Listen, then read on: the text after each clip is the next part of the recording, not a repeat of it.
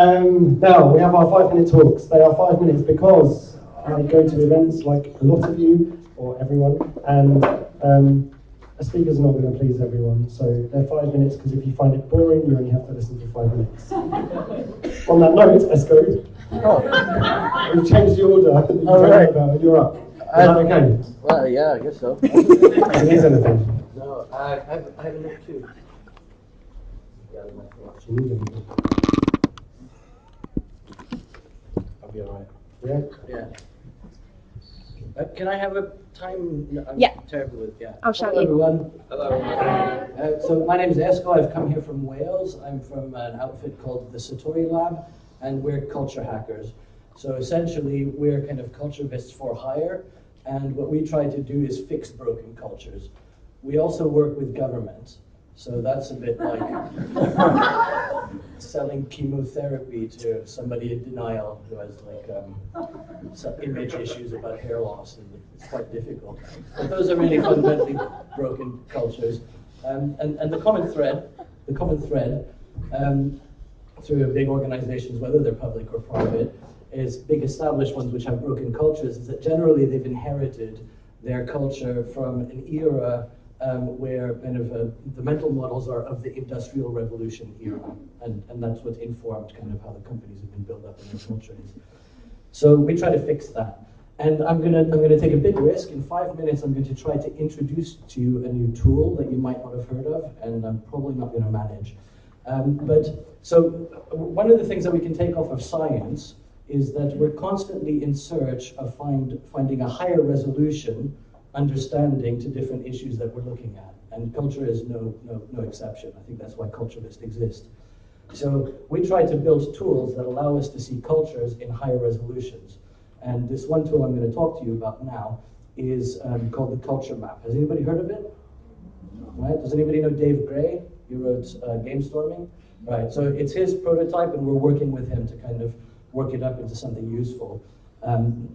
And essentially, it's a series of investigative steps. I should probably now say the title of this talk is Calling Bullshit on the Say-Do Gap. So the Say-Do Gap is basically the difference between your espoused values, that stuff that's written on the wall, and the acted out values, what people are actually doing within an organization. So this, how many time? 2 minutes. 2 minutes. 3 minutes, sorry. Excellent.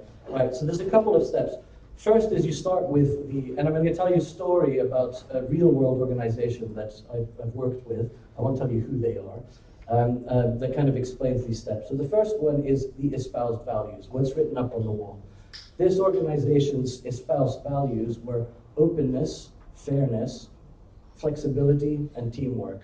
And we're investigating openness now, right? They claim to have this openness value. So the next step in the mapping is called evidence, right? What is the evidence that you actually see going on? So here's a little story from this particular organization. A conversation with an internal auditor, right? The question is, in your day-to-day work, looking at data, can you see failure narratives? Can you see stuff which is broken, which needs to be fixed? The answer is yes. What do you do about that insight? How do you communicate that insight up to decision-making bodies? And he said, I don't. I asked, why not? That because I've been told by my managers that if I know what's good for me, I'll keep my mouth shut. Right? So that's what's really going on. That's the evidence. So then the next step that we look in our analytical tool is what are the levers? What are the actual things that are driving those behaviors?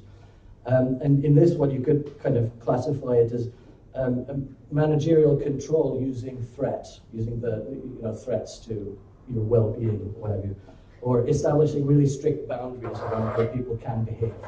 Right? Those are the rules that are actually being used to get to this stage. So what are the active values? What's really going on in this organization? Well, it's a closed organization. It is in direct contradiction of the espoused values. And the last one is what assumptions can we draw from that little analytical? And one of the assumptions we can draw is subordinates are not to be trusted. This is what's really going on in the organization.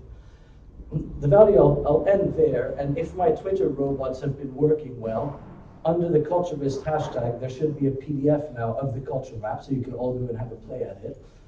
If you want some kind of help, you can contact us. We can put you in touch with Dave Gray if you want.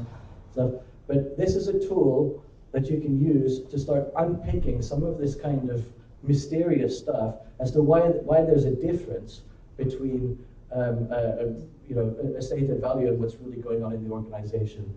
Last thing I want to say is a little bit of a word of warning, particularly for big, large organizations which have 1,000 people on the same floor, is that if you get better resolution and you understand something better, that in and of itself doesn't necessarily affect a fundamental change. So you can go back to the story of Copernicus and Galileo, where Copernicus figured out that stuff moves around the sun. But it was Galileo with his telescopes who had higher resolution and could see shadows going around Jupiter, who empirically proved it, right? Copernicus didn't, his findings were published on his deathbed, so he didn't really have to suffer the consequences of it. Galileo, with higher resolution and evidence, who presented this to the world, was immediately put under house arrest for the rest of his life. Right? That's a little cautionary tale. We have better tools than you, but be careful what you do with them. Yeah. And I think I'm done depressing you. All right. Thank you.